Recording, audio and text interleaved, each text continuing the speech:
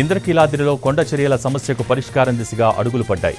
సమస్య పరిష్కారానికి నిపుణుల నుంచి సలహాలు తీసుకుంటున్నారు ఆలయ అధికారులు. కొండ చర్యలు విరిగి పడకుండా గోడ నిర్మాణం, సిమెంటింగ్ చేయాలని నిపుణులు సూచిస్తున్నారు. నిపుణుల సలహాను ఆమోదించింది దేవాదాయ శాఖ. మరో 2 రోజుల్లో గోడ నిర్మాణ పనులు ప్రారంభమయ్యే అవకాశం ఉంది. దసరా నాటికి పూర్తి చేసే విధంగా చర్యలు చేపట్టారు ఆలయ అధికారులు.